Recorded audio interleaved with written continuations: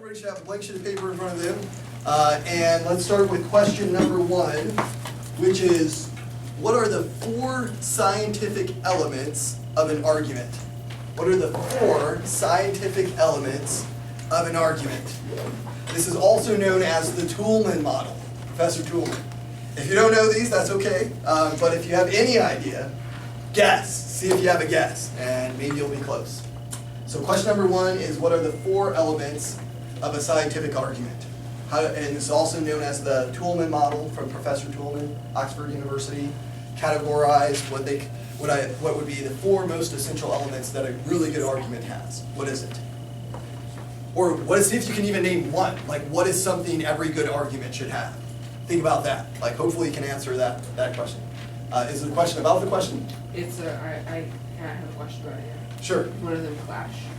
No, it's not. It's not about technique, it's about what makes an argument an argument. Yes? A warrant behind their assertion? Yes, that's going to be one of them, okay? Actually, you got 2 of the elements right there. But hold on, don't guess out loud. I want to see what you guys know, and then you're going to grade it. So we'll save the guessing for afterwards. Okay, so question number 2. What are the 4 categorical or possible responses that you can make to any argument? Question number 2 is, what are the 4 categorical or possible responses you can make to any argument? 4 potential responses you can make to any argument.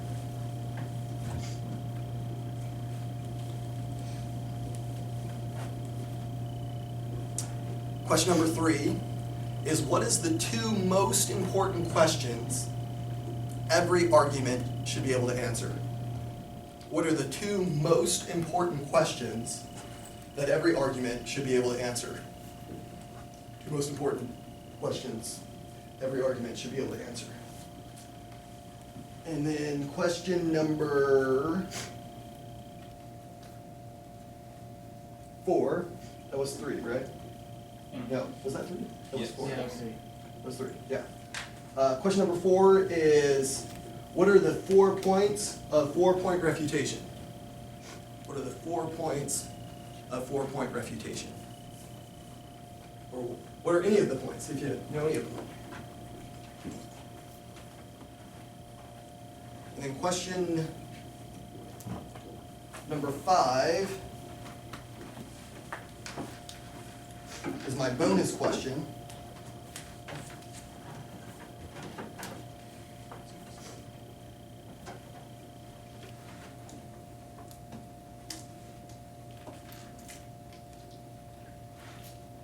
Question number 5, the bonus question, is, what is the 5th point to 4-point refutation? It's kind of a bonus, challenging question. If you don't know the answer to these, just write the question out, because I'll give you the answer to all of them. So what is the 5th point to 4-point refutation? This is also known as 5-point refutation because it has a 5th point. So I'd call it AKA 5th point. Okay, let's go through them together. Question number 1 was what? What is the 4 elements of a scientific argument? And I think Isabella got 2 of them at least, right? What did she say? Anybody catch what she said? Wait, what is the 4 elements? Of a scientific argument. This is the 4 elements of a scientific argument. So what were 2 of them, Isabella? I said assertion and then warrant. The assertion and warrant, that's 2. You know, the statement that you're trying to prove, the reasoning that you're going to support that statement with, right? If I said dogs are better than cats, my reason could be that, you know, a dog could find you if you're buried in an avalanche, right? A cat couldn't. They're not going to send in cats. They don't airdrop cats in. After 9/11, there wasn't a bunch of cats rummaging among the fallen buildings, right? Didn't work that way. Okay, so that's assertion reason. What's the next 2? Anybody have a guess? It's evidence and impact. Evidence and impact. So the 4 total elements is assertion, reason, evidence, impact. It's also known as the Toulmin model. And these 4 are the most important aspects of argumentation. That every argument that you write out for your case should be able to answer those 4 elements. In other words, we should know the assertion of what it is you're trying to prove. It should have reason, and ideally data or evidence, or at least empirical examples that support that reason, and then an impact, right? So if I said dogs are better than cats, my reason is that dogs could protect you from a home burglary, right? You know, nobody puts like beware of cat on their fence, right? Like what you do, you break in, I grab Fluffy and I throw Fluffy at you, right? It doesn't work that way, right? It's about dogs protecting you. A dog of a good size could certainly protect you. And evidence for this actually came from a study done from North Carolina University. They surveyed prison inmates who had committed theft crimes, and something like 68% of those in prison on theft crimes admitted that a dog of a good size would deter them from breaking into your home.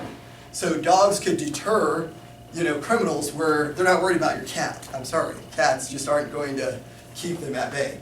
And the impact is, why does that matter? Well, a dog can protect your property and your life, and your lives of your family in ways that cats can't, right? So the four elements of an argument, the assertion, the reason, the evidence, the impact, are critical to argumentation. So your contentions from an LD standpoint should be including those kind of elements. And the one that most LDers miss the most is impacting. They don't impact, or they don't use evidence very much. And so using those two can make your arguments more persuasive. And one reason why team policy students who come over to LD tend to do pretty well is they already understand at least the evidence element, and they usually understand impacts a little better. And this is also why top team policy students tend to do better at Parley than top LD students, because they understand evidence and impact better. And so the more you can get those elements into your argument, the better advantage. This absolutely can make a difference too, by the way. Like if you're, just like an average level and you're like just on the cusp of breaking, the more you can incorporate these kind of elements into your arguments, the more persuasive they're going to be. Now, obviously the way you present them and how you say them, that all matters as well. So we'll get through that. Okay, question number 2. Who has question number 2 for me? That was the 4 categorical responses we can make to any argument. Anybody know? Possible responses? Yeah. Off topic. Okay, that could potentially fit under one of the categories. Sure, that could fit under one of the categorical responses. Well, let me give them to you. There is, you can agree and outweigh. That's one. Agree and outweigh. Number 2 is you can mitigate. Number 3 is you can deny. And number 4 is you can turn. So true story is, I was in my equivalent to my junior year at Point Loma, and we were debating Berkeley in a playoff round, major competition. We had 5 judges in the back of the room, and there was something like 20 different arguments going on in that round. And I responded to 19 of them really, really well. I had great response to all 19. But on the 20th one, I don't know if you've ever been in this situation, I just couldn't think of anything. I mean, have you ever been there where you're like, I got nothing. I've got nothing on that.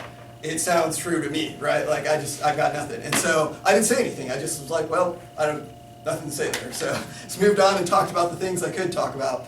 Well, 3 of the judges voted us down on that one argument that I couldn't answer. And Berkeley, to their credit, made a big deal out of that argument in the rebuttals. Anybody experience that? Like, it didn't seem like that big of an issue, but then in the rebuttals, since you dropped it, it now became the most important issue in the round. Well, that's actually pretty strategic on their side to do that. And so I was frustrated, I was bummed, I was like, oh man, I cost my team a chance to advance at this prestigious tournament because I couldn't answer one argument. And so I talked with one of the judges afterwards, Melissa Frankie, who went to USC. She's a great coach, really great gal. And she told me, she said, well, Griff, remember, you always have one of 4 possible categorical responses. If nothing else, you can agree with them that they're right on that point, that argument, but then you should do the second point, which is outweigh. What do I mean by outweigh? Point to something else that you're winning as more important. So you would literally say to the judge, look, even if they're right, my side results in more job loss. At the point my side is saving lives, life is worth more than jobs. So I think you should still value my side of the topic, because I am certainly impacting life a lot more than they are. People can build a new home, but they can't come back from the dead. They can get a new job, but if they're dead, right? So that's outweighing. I'm showing that what I'm winning is more important, even if they're winning this.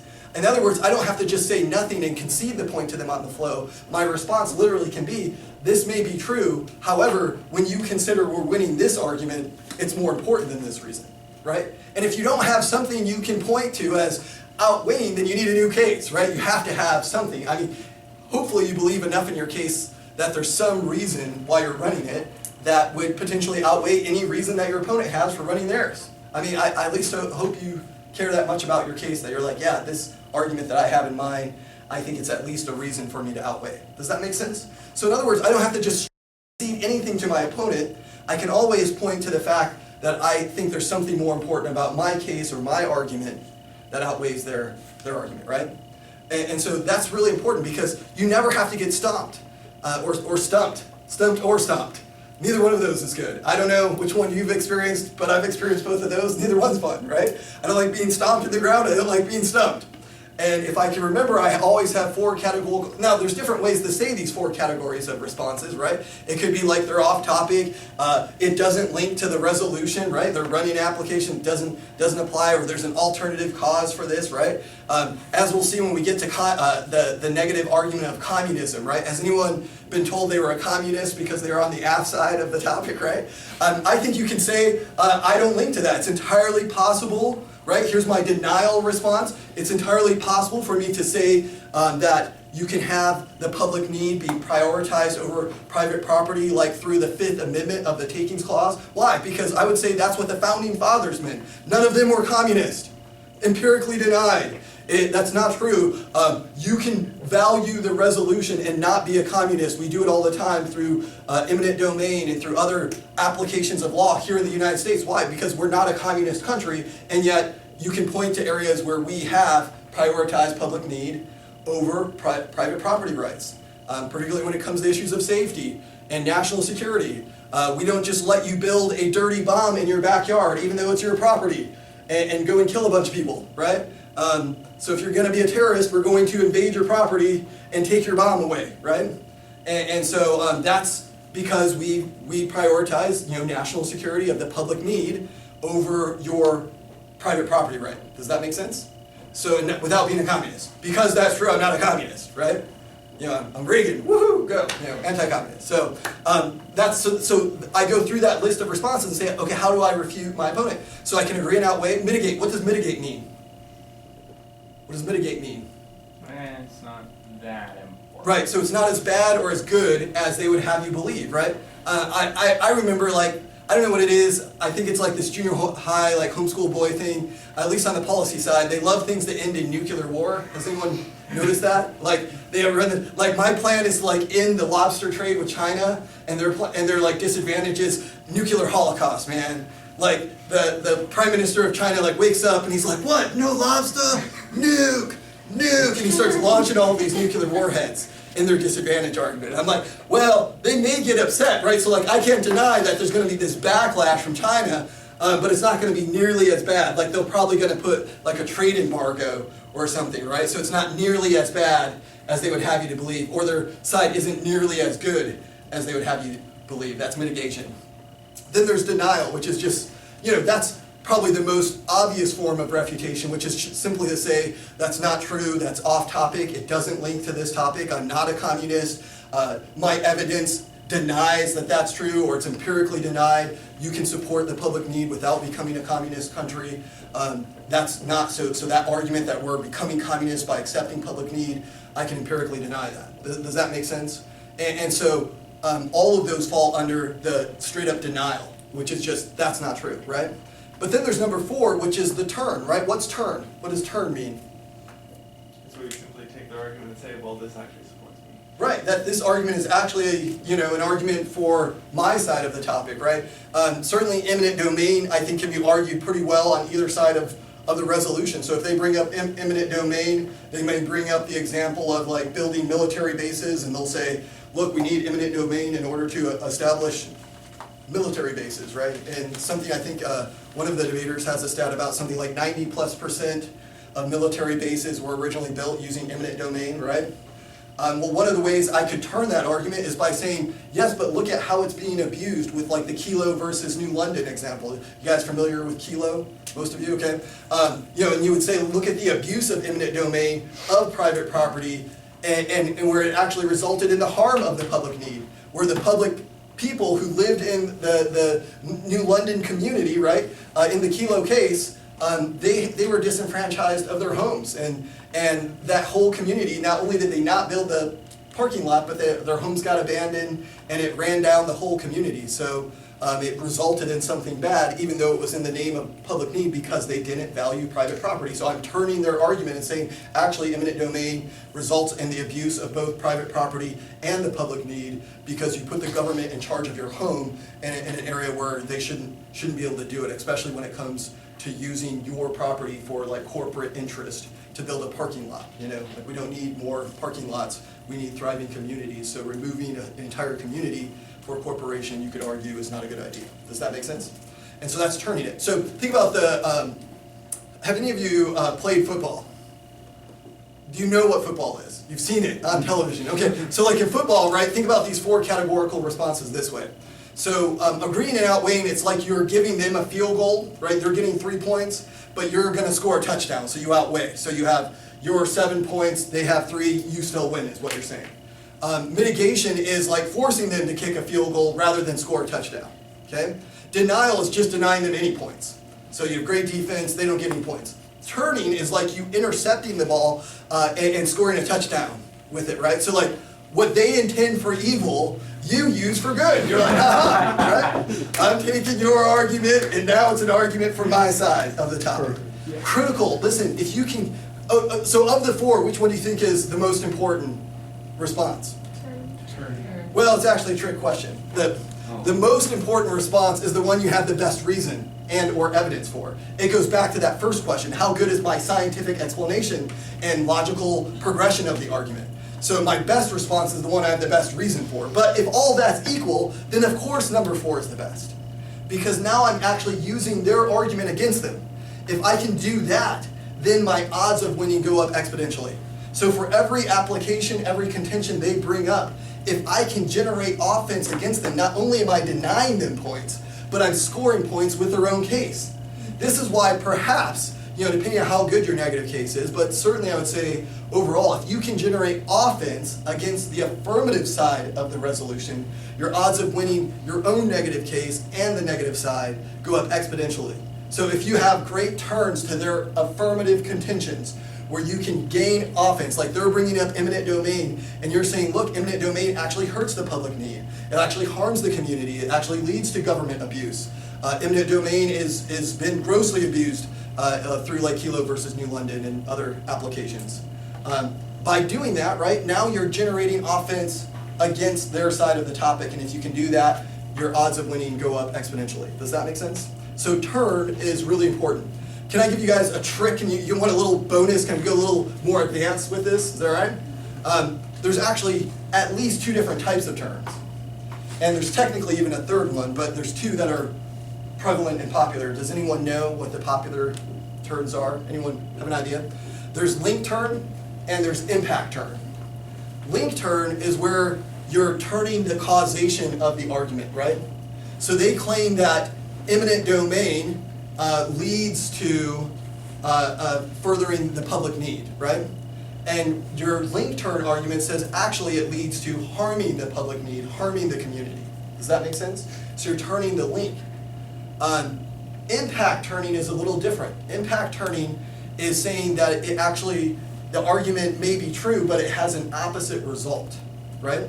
So if they were arguing global warming, right, they would say, you cause global warming, right? An impact turn would be, yes, but global warming is good. Now I'd need a warrant and evidence for that, but I might use something like in sub-Saharan Africa, as they've extended the warming trend by about a month, it's increased their rice crop production by over 10%. So they're producing more rice. Well, that rice is key to feeding 1 billion people who need that food as a staple of their diet. So global warming is good because it extends farming in sub-Saharan Africa.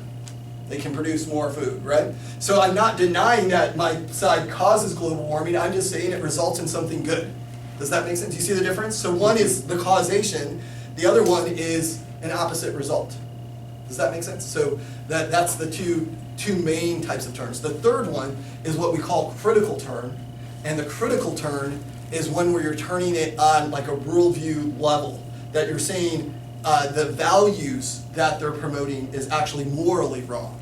So an example of that would be, I would argue it's morally wrong to deny freedom of religion and freedom of speech in your own private property. So there was an application of, in San Diego, I think it was San Diego County, definitely Southern California, you can look this up, Pacific Justice Institute led the fight of this case, of the couple wanting to have a home church, home Bible study.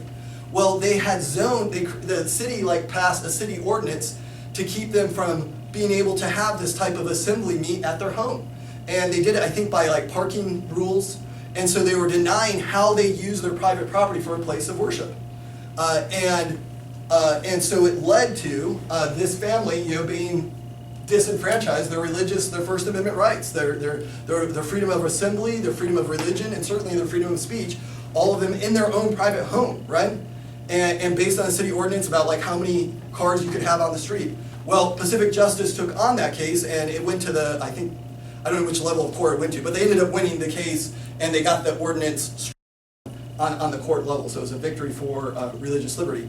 Well, the argument, one of the critical turns against that ideology is that it's morally repugnant to deny people the access of their home to use for a place of worship. That's wrong. You're creating a police state when you allow the government to control what we can do inside our homes especially from a freedom of religion standpoint. Police state is the idea that you're having the government beginning to control your thoughts. It's denying them the right of what you think, right? This is where the government begins to regulate even the processes, listening in on your messages so that they can censor them, right? Or your Samsung TV. Well, yeah, something along those lines. So it's government having greater control of your life in a way that they really shouldn't. Does that make sense? That would be an example of a critical turn where you're saying the worldview, the value system that you're promoting is actually one that leads to a disastrous mindset. Let me give you one more example on that. So if they were promoting universal health care or something, right? They're Obamacare is good. You could argue a critical turn against that embracing a entitlement mentality is morally wrong because it promotes laziness and the lack of responsibility. That the more we create socialist programs like Obamacare, the more you make people dependent on the government rather than dependent on their own hard work. And when you do that, you create an attitude of laziness. So even if they save a lot of lives, even if they're arguing look, we have to do it because there's all these people who can't afford medicine and there's terminally ill people with pre-existing conditions. What the critical turn would say, yes, but you're promoting a socialist system, and socialism on a value level promotes laziness and the lack of personal responsibility. And so instead of having people be careful about their health and have to get a job to provide health care for themselves and their family, you're having the government provide that. That promotes laziness. And that promotes a lack of personal responsibility. So that's the wrong value system is what it's saying. Does that make sense? So it's turning it not so much on what that plan is specifically doing, but the value system that it's upholding. Does that make sense? So that's a very advanced strategy, but I wanted to get you guys going on this because this is offense, right? This is you taking their argument and now scoring points with their argument. Okay? So that's it, yeah. So, but then with an example like that, how would you respond to the argument they probably make, which is, yes, but we're saving millions of people's lives through getting them insurance? How would you respond to that? I would say, we're promoting a bad ideology, but we're saving right. Millions of lives. Well, my first response to that would be that in the long term you don't, because eventually what we see with the socialist type systems is ultimately they collapse. You can't be promoting a system of laziness, a system of a lack of responsibility, where it doesn't ultimately implode in and on itself. Even in the Obamacare system, what we can already begin to see is cracks of that happening because people can't afford the premiums, they're not going to the doctor as much as it is because the overhead cost is exponentially increasing. See, here's the thing, like socialism, it doesn't really make it free, it just moves the cost around, right? Like, someone's still gotta pay for it, right? It's just gonna mean higher taxes, a higher tax burden, or the premium of the insurance have skyrocketed. It's gone up exponentially under Obamacare. And so that makes it more expensive for people to try to use insurance. And as their premiums go up, they're less likely to go to the doctor, which means they're more likely to die of preventative causes, which means you're actually increasing death. And certainly in the long run, like even if there's a short-term benefit, you would say by having a society that adopts the socialist system promotes laziness that ultimately results in people dying because they're not working as hard, they're not as concerned about their own health, and they're not taking personal responsibility anymore. Does that make sense? Mm-hmm. And I think empirics of that would be the Soviet Union, right? You could say that what we saw in the Soviet Union with its collapse is exactly that happening. Ask yourself this question: what medical cures have come out of a socialist system? What communist country when was the last time North Korea announced it had done a medical breakthrough, right? Or Venezuela, right? Like, no. What you see in those countries is mass starvation, right? People who are North Korea is tied only with sub-Saharan Africa as the place you're most likely to starve to death, right? In Venezuela, since they became a socialist country about 10 years ago, Hugo Chavez was elected, they adopted a socialist model. It pushed out free enterprise. Foreign investing fled the country as the government took over their companies. In other words, there were private investors who had like communication firms in Venezuela. The government came in and forced the foreigners out. What happened as a result of that has been a collapse of their economy. Even though Venezuela geographically has an incredible amount of resources, they now have massive food lines, right? And people are starving now in Venezuela because of a system that promotes a lack of personal responsibility. And think of it this way, it also scares off foreign investing, right? Because why are you going to invest in a country where the government's just going to come in and take everything that you've worked for, right? You won't, you wouldn't, and they haven't. They've left, right? And so that's a really problematic mentality that they're promoting. And so what we see in those is the long term. I'm sure there were short-term benefits that the government reaped and that the people reaped. The natives, I'm sure, benefited when the government initially took over those businesses. But the problem is it didn't sustain itself long term because you remove the profit motive and you remove the capital investing. That's key for new cures and for businesses to thrive. And so the socialist model is inevitably going to fail because it takes away personal responsibility, promotes laziness, it removes capital financing, and it removes the profit motive. What's the profit motive if the government's just going to come in and take your patent away, right? There isn't a value for you to produce that new cure, produce that new medicine, then you likely don't have the capital to invest in it in the first place, or the production of that new cure, which is why socialist countries, like even in Europe, where they're like, isn't European health system somehow? I'm like, no. Well, for one, it's not as diverse as our population, but for two, still, when do you see new cures coming out of those communities? For the most part, most of the new cures have been produced through free market capitalist societies. It's pretty astounding that most of the advancements, I mean, Korea is another great example of this too. On a value, you ever want a great example of why socialism and the communist model is always going to fail. And socialism and communism is similar in that you have the government controlling everything. Communists just do it by force, right? Like that's one of the main differences between the two. And what you see in following the Korean War was that South Korea became a free market capitalist society as Britain and the US was responsible for its liberation, right? But then North Korea, which Russia and China largely liberated and have been their big brother, you see them adopting that same communist model in North Korea, and then in South Korea you saw them adopting the free market capitalist of the US and the UK. Today, North Korea, again, is one of the places you're most likely to starve to death, right? You ever hear of people like, does North Korea have an immigration problem, right? No, like people are dying trying to get out of that country, right? They literally are executed for fleeing that country. Some of them flee into China, and sometimes China sends them back and they get imprisoned and killed, or they tortured, or sent to hard labor. And that's what you see in North Korea, where South Korea today is something like the 8th most successful country on the planet. and by adopting the free market mentality. So thoughts and values, I would argue, have huge ramifications. So even if they're promoting a socialist system that would have short-term benefits, in the long run, you get North Korea, you get Venezuela. Make sense? That would be my argument. So I'm turning them on a value level. I'm saying your value is morally bankrupt in the long run, that it leads to a society that collapses in on itself. Or tyranny, where you have a government that dictates punishment of the people in order to keep them in line. So, okay, so that was a pretty cool tangent, but let's move on back to our quiz. So the two most important questions you can ask of any argument, what are they? Anybody have any of them? Yes? Is one of them, where's like the clash? No, that would have to go to like the responses though, so that's not a bad idea. But as far as the argument itself, what are the two most important questions we can ask of it? How does the argument happen? That's number one. And why does the argument matter? If your arguments can answer those two questions well, then it's going to be a lot more logically intuitive in evaluating it, right? So if I say to you that dogs are better than cats, because, how does it happen? Because dogs could help those who are handicapped, right? Like I've never seen a blind seeing eye cat, right? You ever see that? Like a blind person be, walked along by a cat? No, that's not gonna work. The cat's gonna run them out in front of a car and they're gonna get killed, right? Boom, car hits them, yeah? Handicapped people, like there just aren't cats gonna help them. They're not gonna like get their, newspaper, whatever it is they need, right?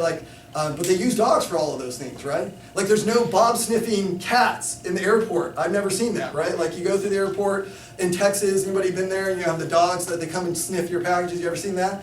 Cats do that, right? I mean, maybe if you had catnip, the cat would come up there and like scratch on it or something, that might work, but no, it's not gonna, cats can't be trained to do that. So I'm giving you reasons. How does my argument happen? I'm explaining how. Does that make sense? And then why does that matter? Why does it matter is the impact. Super important that you impact or understand the importance of your argument and are able to explicitly state it to your judge. Now, some impacts are obvious, right? Like if in the explanation it results in people dying or home security or something, the impact is pretty obvious to understand. But sometimes you need to explain them to the judge. And you need to be able to say the reason it matters that we don't use eminent domain or why it shouldn't be promoted or prioritized over private property rights is that it results in the abuse of it by the government, where you have the government now allowing corporations to have a favored status in the community and be able to turn people's homes into parking lots in the name of commercial enterprise. That it gives too much power. So yes, we need eminent domain, but we shouldn't prioritize it over private property rights. Does that make sense? And so that would be that kind of an evaluation. You're explaining how it happens and why it matters. Okay? So the two most important questions you can ask of any argument. Look, 90% of the rounds I judge, especially in Parley, I can use just using those two questions. Are they explaining to me how that argument happens? Are they explaining to me why it matters? I shared with you like how debaters sometimes love to overstate the importance of their arguments, but sometimes they run arguments that quite frankly don't matter. I remember we ran a case of abolishing Obamacare, and the negative had this whole case, this whole argument about how the people in Pennsylvania would be sad.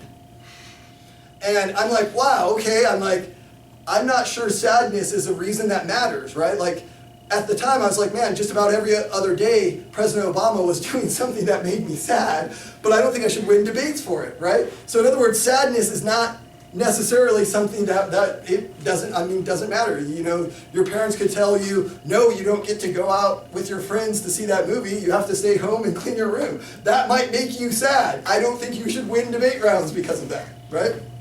So why it matters is a critical aspect. So what does matter? Well, if the sadness is something like PTSD, and we're talking about people being depressed and suicidal, now that's different. Yeah, that matters because that impacts someone's real life, but sadness in and of itself isn't a real impact. So things that really matter are things that impact, what is the things that your judges care about? Well, things like their values, right? Constitutional values, freedoms, liberties, their lives matter, absolutely. Life is one of the most obvious impacts.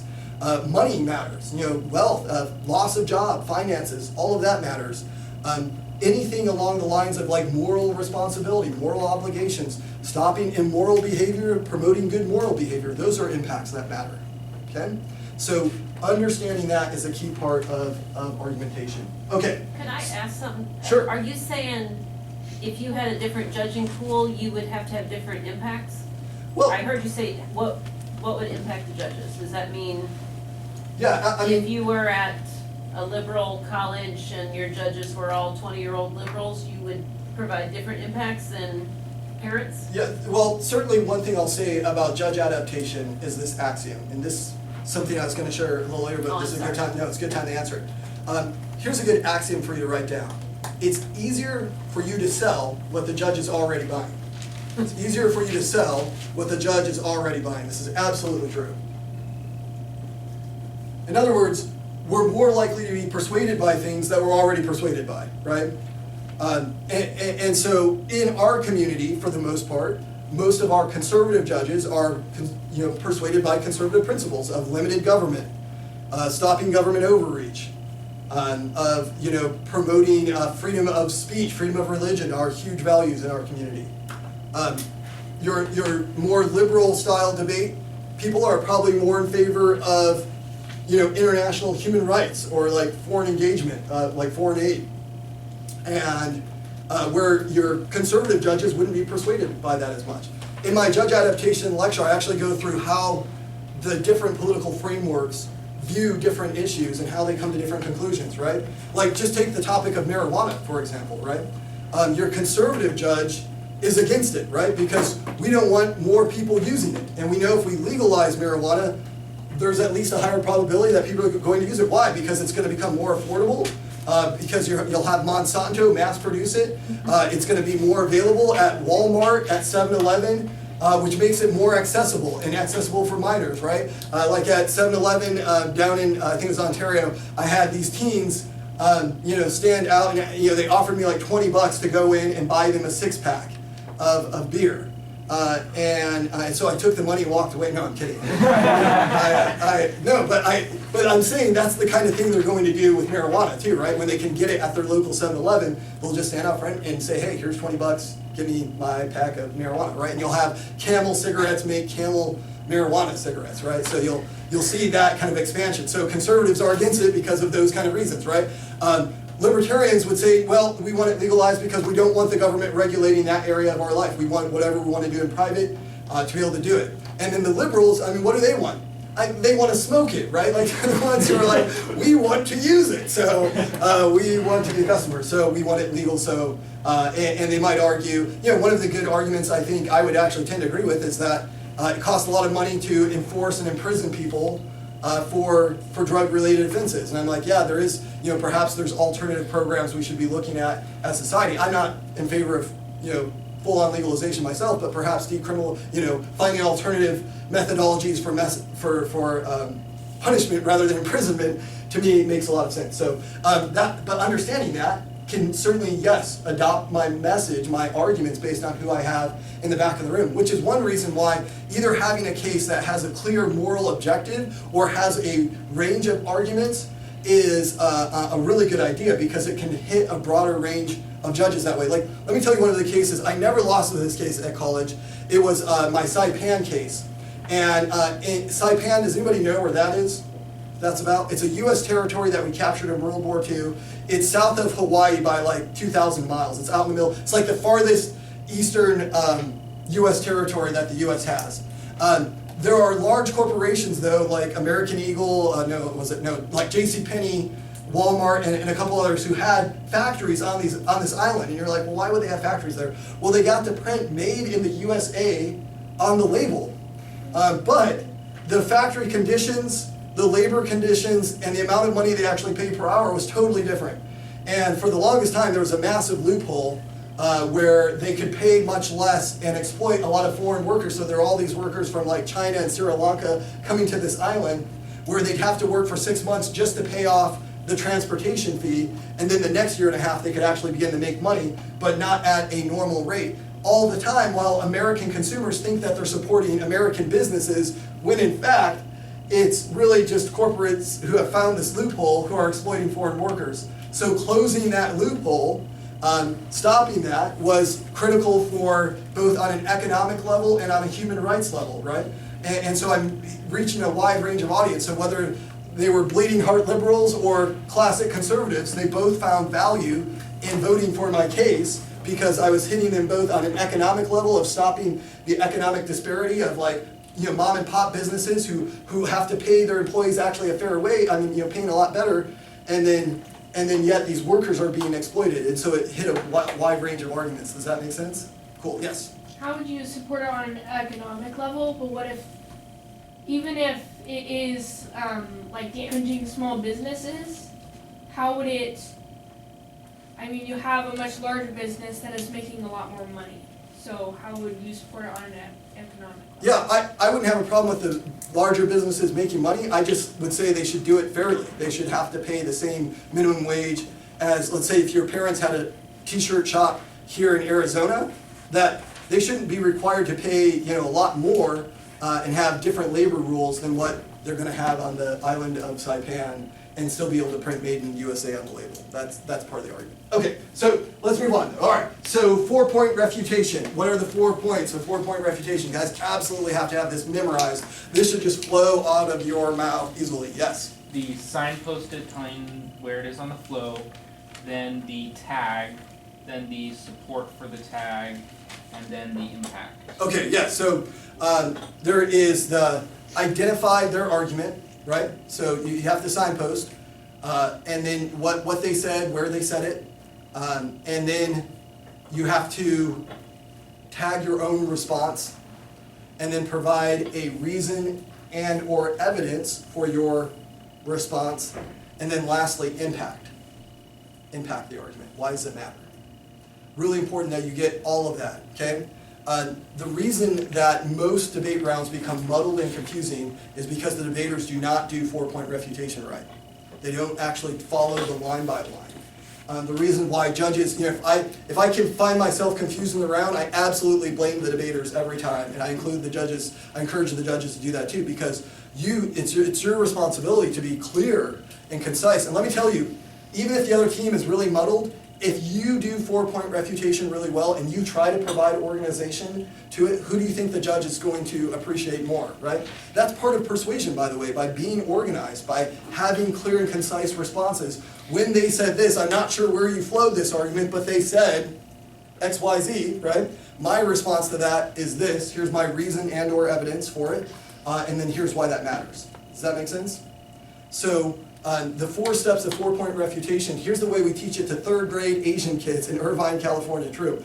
They said this, but I say this because therefore. It's a systematic way to say it. So they said that eminent domain is meeting the public need because it builds military bases. But I say eminent domain is not necessary for military bases, that the federal land, here's my reason, the federal land that the government owns is more than adequate for all the military bases that we could possibly need. The federal government has more than enough land to provide all any future bases we possibly could use. So from a public need standpoint, it isn't a public need because of the federal land that's owned. Therefore, this is not an argument that justifies affirming the resolution, but it is an argument to say that it's not necessary for the government to be involved. So my impact is it doesn't promote their side of the topic, right? Or it doesn't matter. It doesn't link. It's not necessary, right? Because of the federal land. So 4-point refutation, they said this, but I said this because therefore. Why don't you all say that with me? They said this, but I say this because therefore, right? So under the because, that's where you would put your reason, your warrant, and your evidence. So think about this. Go back to that first question with me, the 4 elements of a scientific argument. Are all 4 elements present in 4-point refutation? Yes, right? Because you have your when you tag your response, when you say that's not true, eminent domain is not necessary for military bases, that's your counterclaim, right? That's your assertion. Your reason is they own federal land. The government owns plenty of federal land. If you had the evidence, it might say, you know, we own like thousands and thousands of unused, the federal government owns thousands of unused acres. I know in Oceanside they do, I know in Nevada they do, I'm sure back east they do as well. That's not developed, it's just open land that the government owns, okay? That's my reason, and then that would be my data, right? My data would be that they own all of this unused land. Does that make sense? So then my impact would be, thus, it's not necessary to meet the public need to use eminent domain. Not necessary for military bases. Does that make sense? So in other words, this application doesn't link to the topic. It's not necessary. Okay? Does that make sense? It's like like alternative causality arguments would work the same way. Oftentimes, they say that whatever their claim is against your case, if there's an alternative cause that wouldn't be public need or private property, then you could come up with another explanation for how that happens, right? So let me give you an example. So if they were to say that eminent domain is the only way, right, that the government could build hospitals, for example, you could say that no, that's not the case. That there's plenty of unused land, plenty of land that's already up for sale. They don't need to use eminent domain in order to build hospitals because there's plenty of property that people are already selling. They don't need to use eminent domain to necessarily get the property that's necessary. Does that make sense? Maybe at one time they did, but that's not the case anymore. Thus, it's not a public need today. Thus, it's not really relevant, you could say, as your arguments, which actually look at what is happening now. Does that make sense? Cool. So that would be a way of refuting that using 4-point refutation. My last question is, what is the 5th point? You probably would have had to hear my lecture on this to know what that 5th point is, but does anybody have a guess? The extra point that I've added, and I'm sure some have taken up that charge of using this 5th point as well. What is the 5th point? Anybody know? It actually is, I've taken that first point, which is what they said, and I split it into 2 points. So what they said and where they said it at. So it's the what and the where. Because what I've seen a lot of our community do is even when they do 4-point refutation, they're not very precise with where the argument was made. So it's not really clear which argument they're actually responding to. So the where would sound something like this. Under contention 2, their second application, they said that eminent domain is necessary for military bases, right? So it's the where and it's the what. I split to 2 separate steps so that debaters get in their mind, I need to identify where that argument was made and what was said. Does that make sense? And then go through the rest of it the same. The rest of it, then it's you give your counter tag, your support for your response, and then your impact. Does that make sense? Cool, yes? So what's the second one? So the second one would be, so the first one is where, and then the second one would be what they said. So it's where they said it, what they said. The where is like what tag did they use? Did they put it under second contention application 2, right? The where, and then the next one is the what. Okay? So then what's the 5th? So that is the 5th. So instead of it just being what they said, I've split that into where they said it and what they said. So it's that they said this is now where they said it and what they said. Does that make sense? But what's the second one of just the 4 points? Okay, so let me just give you the 5. So I'll make it real easy. So it's where they said it, what they said, your counter assertion, your reason and support for your counter assertion, and then your impact. Those are the 5. So what they said, where they said it, what they said, your counter assertion, your support, your impact. Okay? And by the way, do you understand how the 3 pillars of debate, your scientific elements of an argument, and the 4 possible responses to any argument, and 4-point refutation all go together. They all go together. And that, now when I'm debating someone, I'm thinking, okay, here's what, I'm thinking through, what they said. I'm going to do my 4-point refutation, right? But where do I put the scientific elements? Let's think about that. Where does assertion go? What's our assertion? It's in our tag, right? It's in our counter tag. So everybody write out the 5 points. Let's do a quick little drill here. I'm gonna show you this real quick. So you have the where. Step 1 is where they said it. Step 2 is what they said. Step 3 is the support. Step 4, I'm sorry, I missed something. Step 1 is where. Step 2 is what. Step 3 is your counter assertion, right? Or your response. And then step 4 is your support. And step 5 is your impact. Out of the scientific elements of an argument, where do we put the assertion? What's our assertion? What step? 3. 3. So put next to step 3A. Where does our reason and evidence go? Support. Under support. So step 4. Where does impact go?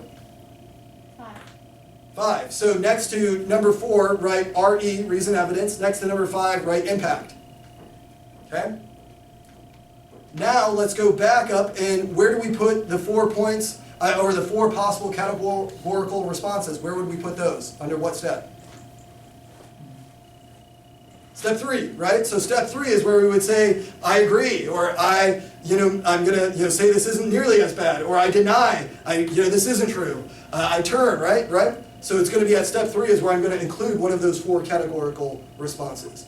Do you see that? So all 3 of those work together in unison to give you a full scheme of refutation, okay? Cool, all right. New page now. I'm gonna talk about what I taught Noah Johnson that he just used at Concordia University that helped him, and well, he told me by his own mouth anyways, it helped him win. So after the award ceremony, he was super excited just a couple days ago, and he's like, oh, you just won.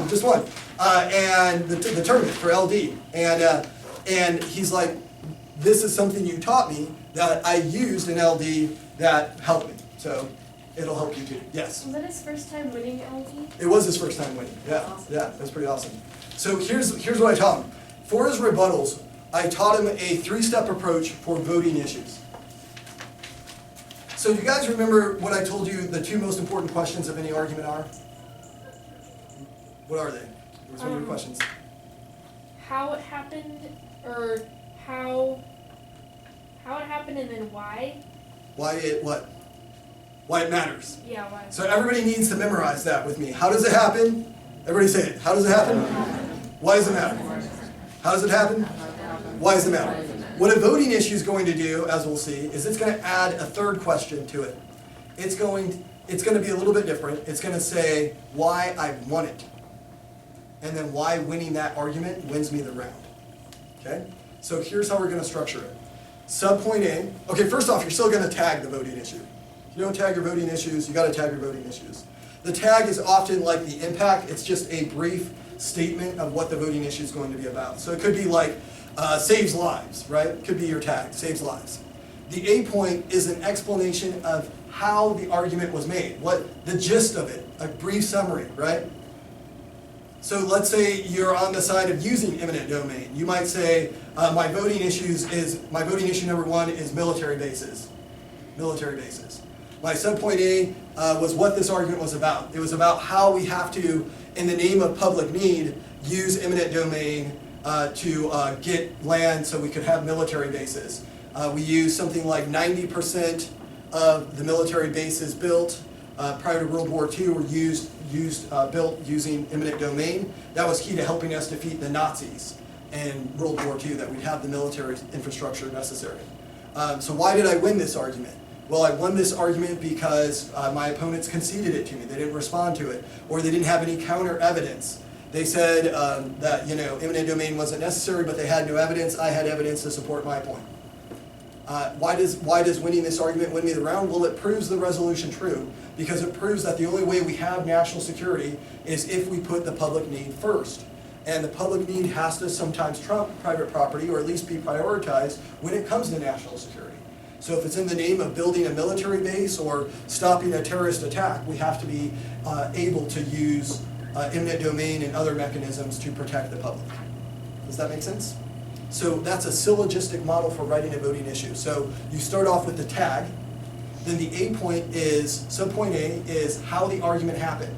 So under how, you need to mention where it happened, right? So again, it goes back to where was it made? It was my second application. What was it about? It was this just about how we need to use eminent domain to build military bases prior to World War II. Does that make sense? Okay. The second point, subpoint B, is why I've won the argument, why I've won it, okay? Why did you win the argument? Well, you could have won the argument for a number of reasons. How do you win an argument? By taking off your shoe and throwing it at the person hitting in the forehead? No. Violence does not work to win arguments. Don't recommend that. Plus your feet smell, so keep your shoes on. No. So what are the ways you win arguments? Well, let me give you a list of them. I mean, the first and most obvious one is that they conceded it, right? They dropped it. Arguments get dropped all the time, and yet debaters fail to really utilize those drops if they don't properly extend the dropped argument, right?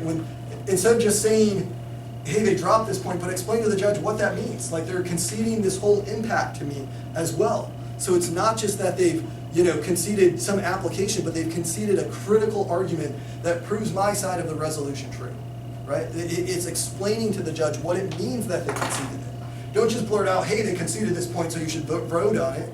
No. Explain to the judge what that argument meant. What was it about? How, 90+% of our military bases prior to World War II were built using eminent domain, that it was critical for us to have the military infrastructure from submarines to ships to planes, that we could defeat the Nazis and have a chance to protect our national security against Japan. And we're fighting on the two fronts, and we needed the military complex to do that.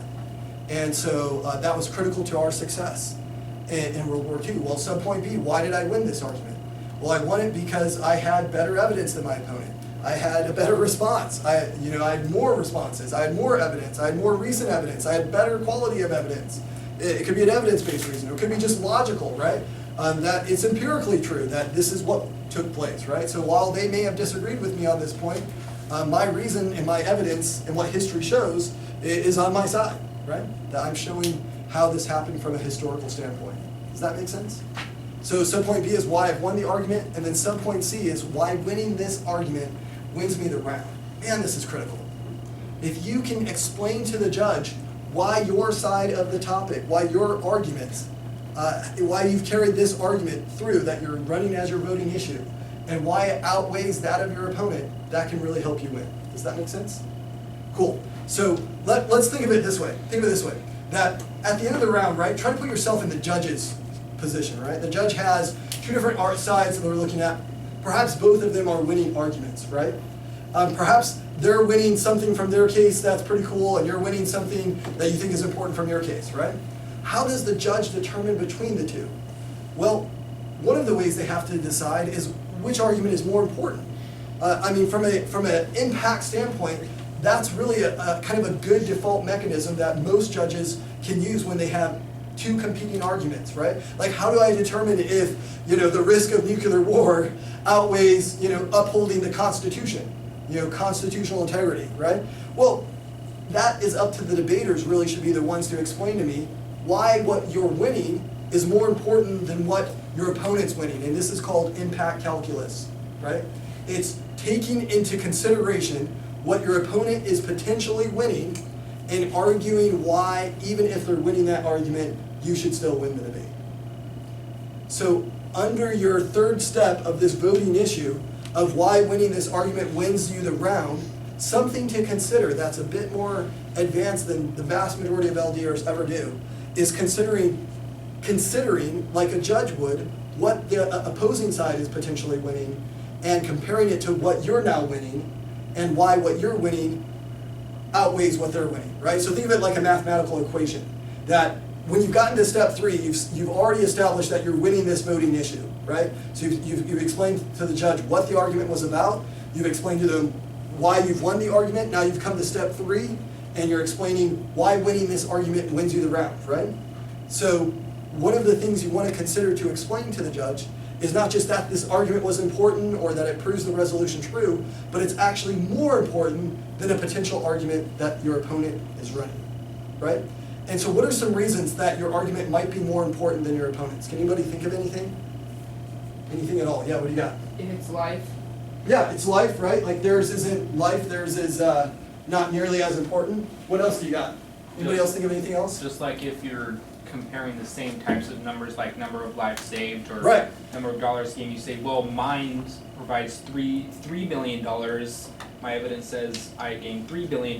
They only gained $500 million. Absolutely. So I outweigh them.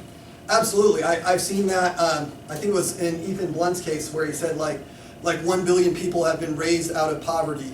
Was one of his applications. Has anyone seen this? Yeah. I know it's a popular argument, right? He's saying, yeah, he's saying, right? What is he saying to the judge there? He's saying, I'm saving more life. I'm outweighing my opponent, right? You guys want a response to that, by the way?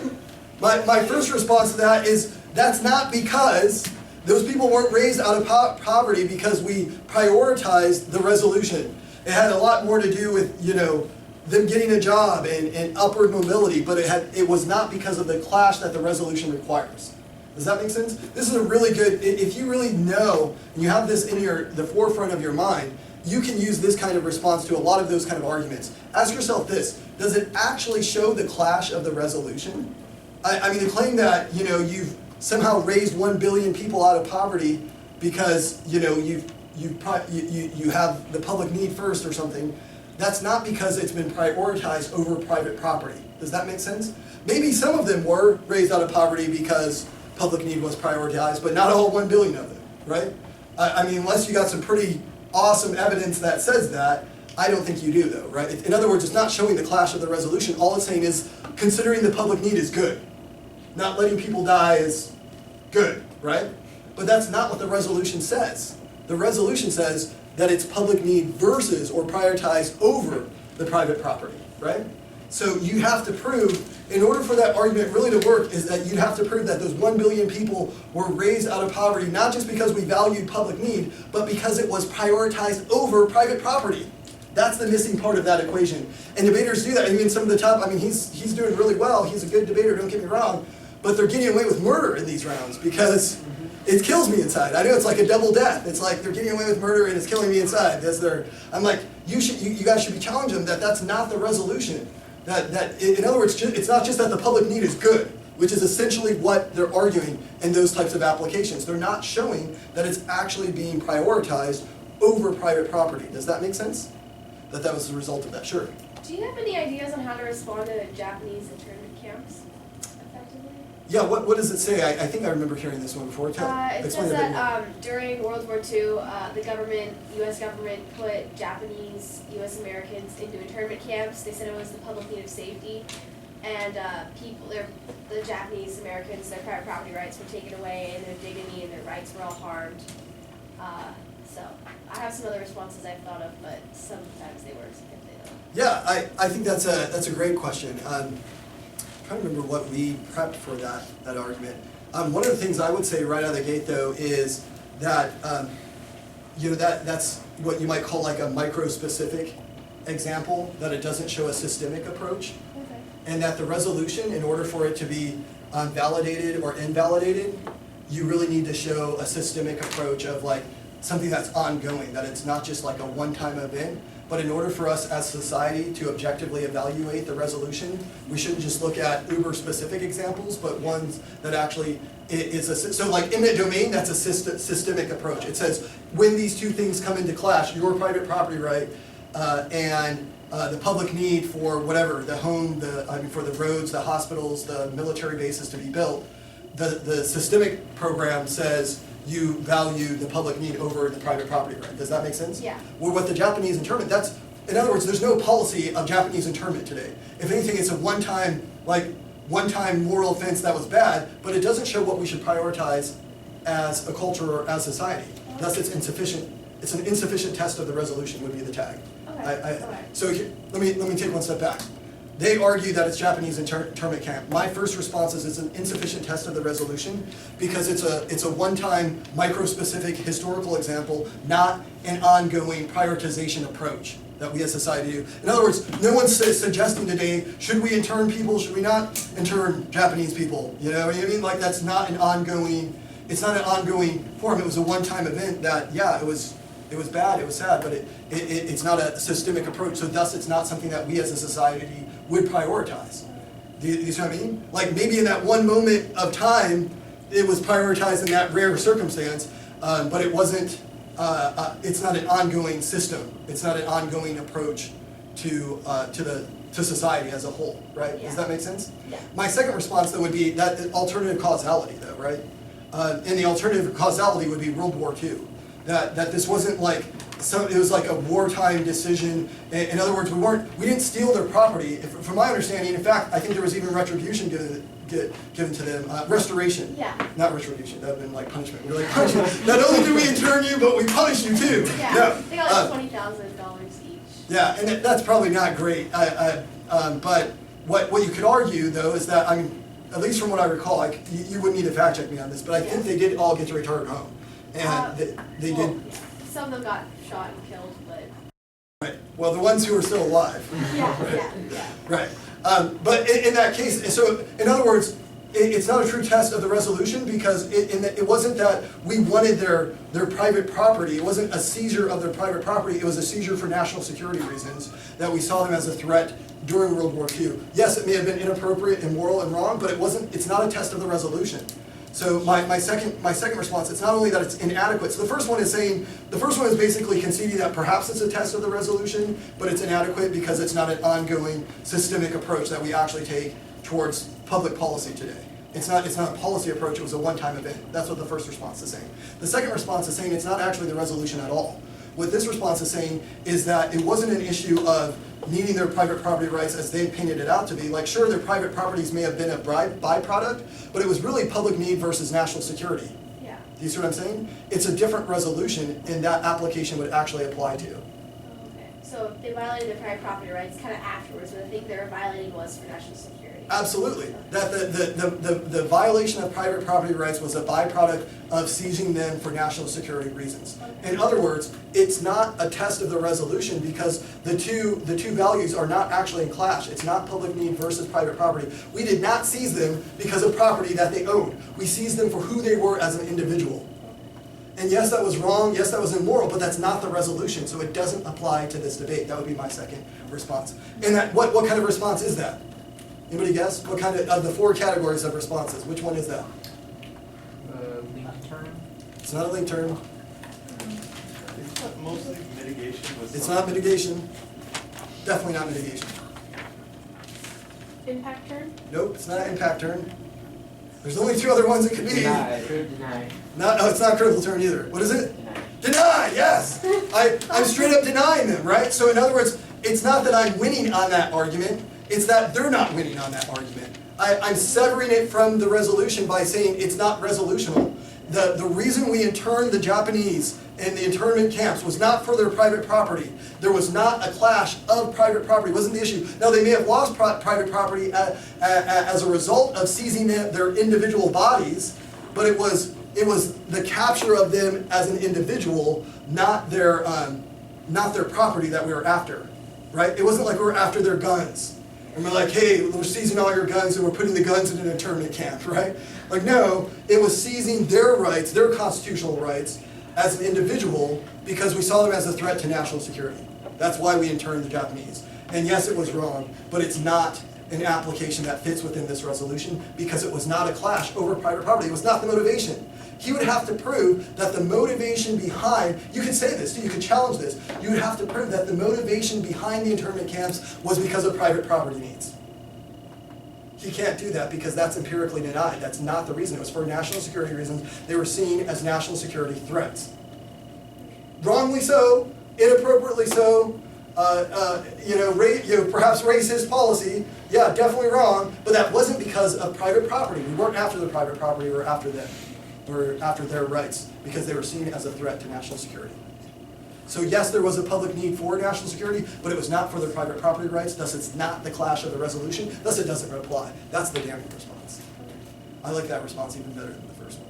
And that one is a more explicit denial too, by the way. Where the first response, what kind of response, let's go back to response number one. What kind of categorical response was that? Wouldn't that be just agreeing and outweighing? No, it's not agreeing and outweighing. I'm not conceding it to them. I'm what? What was it? What was the first response? That it's inadequate because it's not a systemic approach. Then mitigation. It's mitigation. Yes, yes. See, I need to give you guys a test because look, if you master this, you can begin to value some responses over others. So let's say you have 30 seconds left, and that's the last application you have to answer. It takes you about 30 seconds to make a decent response. Okay? So with 30 seconds left, which of those two responses do I think you should run? The first or the second one? The second one, right? Obviously, right? Because you're getting more of an impact out of that second one. The first one, they still get like a micro impact if I'm right? Yeah. But my second one, they don't get any impact. If I'm right on my second one, they get nothing out of this application. It was as though it's been severed completely out of the round. There's no way the judge should possibly vote on that argument if I'm right. Does that make sense? Where the first one is, it's at least easier for them to defend, right? Because they're like, well, even if it's not a systemic approach, it's still a historical example. It's one you should take into consideration, right? Do you see what I'm saying? So it's more debatable then. But the second one is, man, if I'm right, it's a lot harder for them to win on the application then. Yes? For the first response, basically saying it's just a one-time event. Right. Could you use that on other things like the Trail of Tears or the U.S. Patriot Act if you were on the opposite side of those two cases? Absolutely, absolutely. That, like, our system, you know, so understand this with me. It's a great argument. In fact, here's what we did. We just prepped it as a burdens argument. We said the burden of the resolution is not to show one-time events, but is to actually show systematic approaches towards culture as a whole. That one-time events is not the resolution. That if anything, listen to this. Think about this with me. If they're showing one-time events, isn't that the negative side of the topic? Isn't it my side of the neg? Think about this with me. That in other words, prioritization means it has to at least be 51% of the time, the majority of the time. But if they're only dealing with micro examples in their case, those are the minority examples, right? So on the negative side, I can say, sure, 49% of the time, we should prioritize the public need. There are rare examples. And it's not an absolute resolution, right? It doesn't say every time the public need should be valued above private property rights, right? So if it's just prioritization, it just means the majority of the time, right? That the most time. So micro examples, one-time events, those are not true prioritization, you could argue, because they're not the majority of the time. They're just single events where the resolution is really asking us, what is the systemic approach we as society should take? What is happening? What should we value 51% of the time, right?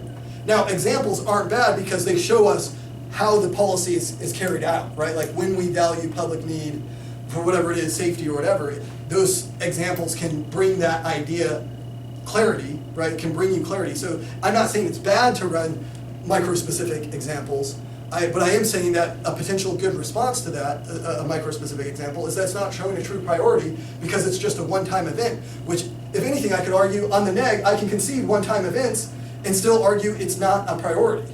That one-time events do not create a priority of the resolution. It creates a one-time event which is not prioritized because it's not an ongoing system. Does that make sense? I think it's a pretty strategic way to go about answering those applications, that one-time events. Let me tell you, you've got nothing else, but it's at least a decent response, right? It's at least a decent response to get you there. Now, I think you should always consider, whenever you're dealing with really tough applications like that though, always consider alternative causality. You guys know what I mean by alternative causality? It's that there's some other motivation behind it than the wording of the resolution. Really important that you get this concept down. It's a really important response for you to master. Alternative causality is saying there is some other reason, other than the resolution reason, that this is happening, right? Which is essentially what I'm making in my Japanese internment was not because of private property, right? It's that there was an alternative cause that we interned the Japanese people that had nothing to do with their private property. Their private property was not an issue. They were seen as an individual who was a threat to national security. So we took their freedom of religion, their freedom of access, their freedom of land. We took all of those freedoms away because they were seen as a threat to national security. Does that make sense? Not because we wanted their property, not because there was a clash with property rights. Thus, it's not an example of the resolution. Does that make sense? So there's an alternative cause. So Trail of Tears. Let's take Trail of Tears. You guys know the Trail of Tears. Another horrific application of American history. You might even hear another variation of like giving the Native American smallpox blankets. Probably one of the first forms of biological warfare. It happened around the same period. Very sad story, horrible. Has anyone ever been on the Trail of Tears, by the way? I mean, you could just imagine, like thousands of Native Americans died. What happened is they were relocated. They lived, I can't remember exactly where, but they were basically forced to like hike hundreds and hundreds of miles, and a lot of Native American people died along the way. That's why it was called the Trail of Tears, because so many of them died as they were forced to be relocated. Okay? So they lost their property, is how I'm sure they're using that, right? They're saying something like, look, they were forced off their land, they were forced out of their property, and they were forced to relocate. And a lot of them died along the way. That's probably how they're using it. Or they say that their human rights or their human dignity was invaded. Absolutely. And I would agree with him. I would say that's absolutely true. But what's my response going to be? This is not an example of the resolution. This is not an example of the resolution because the private property rights was secondary to the national security concerns. Think about what was happening at the time. Because of Native American raids on villages and conflicts with settlers and pilgrims, it was seen for national security reasons that they had to be separated. It was not a property-based policy as it was a security-based policy. Does that make sense? Now, I think that one's better probably than Japanese internment because there's a more direct property loss that is connected there, in that their home and their land specifically was seized in order to make new settlements for, the non-Native American people who were moving into the different area that they were coming in conflict with. Does that make sense? So there is, I think, a stronger link to the topic in that one than there is in the Japanese internment, but it's at least a decent response, I think, to come up and say that the primary motivation behind the Trail of Tears was not the seizure of their private property, it was the seizure it was for the purpose of national security, that it was to remove them from being I don't even know, like local security. It's not just national, it's that World War II was more of a national security threat. In this case, it was that the Native Americans themselves were seen as a threat to the communities that they were living in at the time. That was the justification for the policy. Because there had been real raids where Native Americans had gone in and wiped out villages, people. So that there was a real risk there. Now, was that a justified policy? No, I don't think it was. No, it was entirely inappropriate. And there may have been some greedy motivation behind it in seizing their land, right? So that's where I think there's potential for that. But I think your first response, or one of the responses, certainly could be that the primary motivation was not property-based, but it was security, that they were seen as a security risk to the other people, to the non-Native American people living in the area. Does that make sense? So it's an alternative causality argument. I haven't heard of a better response than that to those applications. So There are other responses that I've heard. okay, yeah, sure. Like they're a communist society, not actually, like they don't have actually private property, they're themselves, or just a communist society, they're not people owning property, it's just them. Really? Yeah, I've heard that. Because I think they do. I would disagree with them on that. I would And that say, links to the second one, which is they don't have private property because they're two separate governments. You got an Indian reserve and then the American government. So you can't compare, I've heard you can't compare private property, public things between those two. And then, yeah. Those are the two. okay, so in response to both of those, if I'm playing the devil's advocate side, I'm going to say, no, that's not true at all. You go down the road on the way to Arizona from California, you'll see all of the Native American casino reservations on their land, right? Like they obviously have property on those lands, but at the time they absolutely owned property, and there was a policy of public need for security versus them owning the property that they had that was in the neighborhoods or in the area where other people live. And so, I think that's very debatable is what I would say. And even their communal, like they still own property, still own their own teepees, even at that time, right? And now, present day, they certainly own their own homes and stuff on the reservations. And they're still under American law, even though they do have exceptions, right? Like US law, like we're still not going to allow them to build nuclear warheads on Native American reservations, right? There's still things that they're restricted from doing, even on their own land, though they do have a number of exceptions to our laws. Does that make sense? But certainly when it comes to national security, they're not going to be able to do things on their reservations that would be a threat to national security. And they still have to get approval for things like gambling. And things like that usually has to go through a legislative process before they can begin to build those casinos on their land. Does that make sense? So it absolutely still applies to American property rights. They just don't understand that system. So I'm just saying be prepared for that debate, so you need to know what the responses are on both of those. I think you. Yeah, sure. So on the Trail of Tears, people will also run it on app. Okay. Because they're saying there was the public needs of the Indians' public was harmed. Okay. So on that response, what would you say when it's on app? Okay, so explain that a bit more though. I'm not quite sure I'm wrapping Well, up. normally when they give it on app, it gets really confusing. But what they're saying is that Indians as a whole, they were a public, Okay. and that it was their public need was harmed when Because of the U.S. Yeah. property right. for the U.S. property rights, which I lost. I that. know. Well, I get really confused because whenever I think the judge gets confused when they put it on app too, but I think I'm Some confused people right now. do. So Yeah. wait, let me just make sure. So you're saying that they're saying that the public need of the Indians was for, The US property rights? Well, like, Like, the I public think needs of that's the safety same were question. violated by private property rights of the people wanting to expand their land. You could easily. I should have just I terminated. think we won, I think I won the argument when I hit that one on F, but I've come across it now a second Easily time. terminated. yeah, I'm not quite sure I'm fully grasping it because, It's weird. I've also heard it used on F, they said that the Supreme Court, which determines a public need, said that it was wrong for the Native Americans to be kicked out, so they violated the public need of the US. And there was no private property rights present, they said that. yeah, I mean, I think that's certainly a response. That's what I to- said, and I won that argument, but I was, Right. do you have any better arguments for that when it's on F?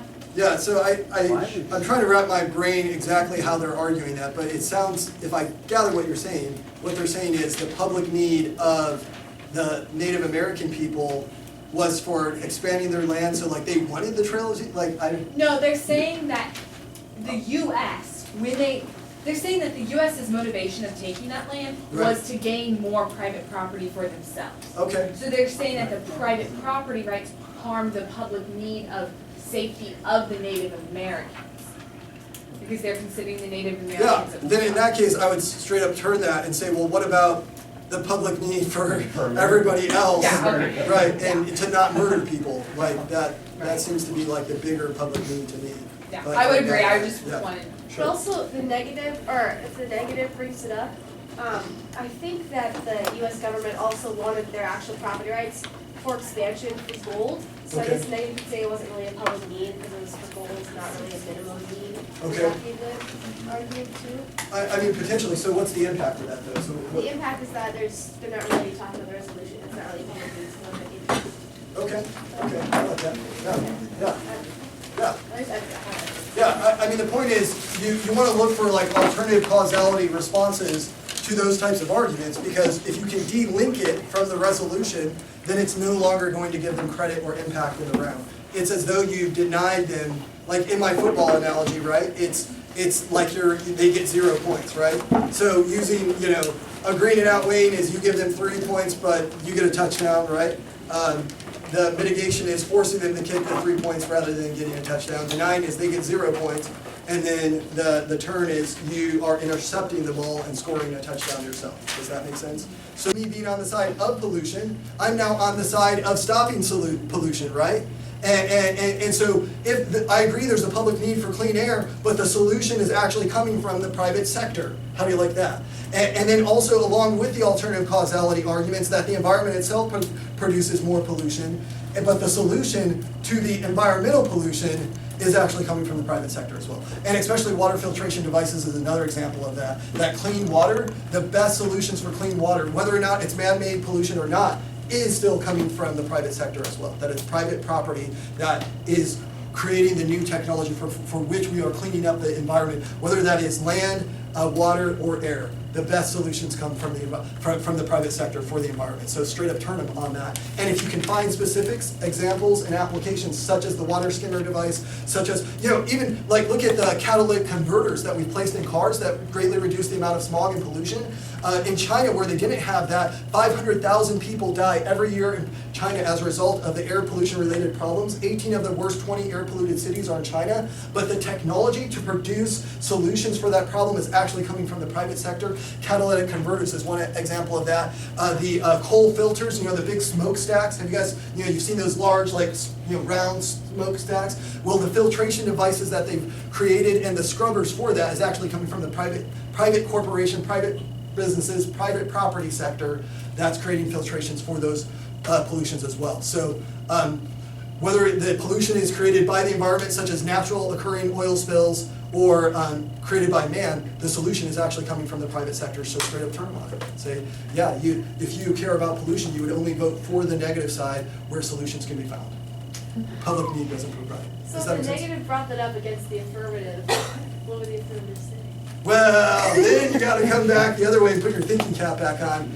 One of the things you could say in the US, you might say, well, where global warming and stuff is debatable, what's not debatable is air is air pollution itself, which is nitrous oxide, carbon monoxide. What's debatable is carbon dioxide, whether carbon dioxide actually leads to global warming or not. That's part of the debate. But monoxide and nitrous oxide are pollutions related to human development, human use. So nitrous oxide and carbon monoxide, and specifically, is what's connected to air pollution-related problems here in the U.S. and in China.